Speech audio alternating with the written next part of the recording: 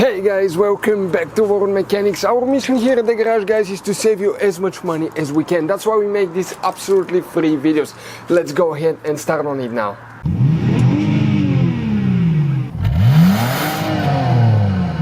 So let's start on it now. So guys, the EBL relay, where you can expect to find it, we will demonstrate on this generation Dodge Ram right here. What we need to do now, we need to go ahead and open the hood. And once you open the hood, on the driver's side here, as you see, that's your car battery.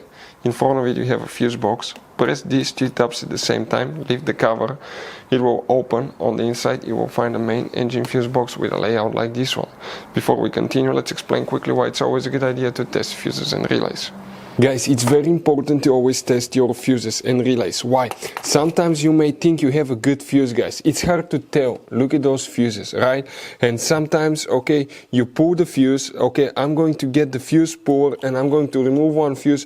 I want to show you on that 20 amp fuse. Sometimes it's very unclear if that fuse is burned or not. You may not clearly see it. So always, guys, test them, because if you don't test the fuse, you assume it's good.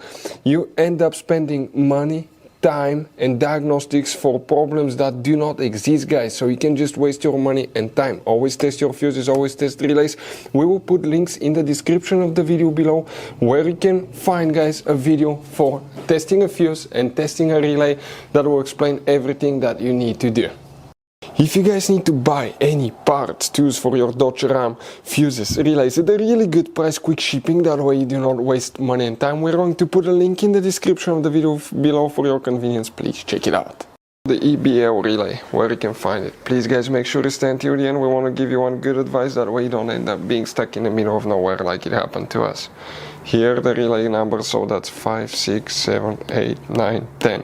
Relay number 10, that will be the one that you will need to check, guys, for the EBL. If you have problems with it, always check that relay first. So guys, you have all kinds of different fuses and relays. Some of those are very specific, they're hard to find, especially if you're in a small town or in the middle of nowhere. One time we needed a replacement, we couldn't find one, and we were stuck in the middle of nowhere for a few days until we got a shipment on the internet, guys. So keep some spares in your glove box for a peace of mind. Hopefully, guys, the video will be helpful. Thank you for watching.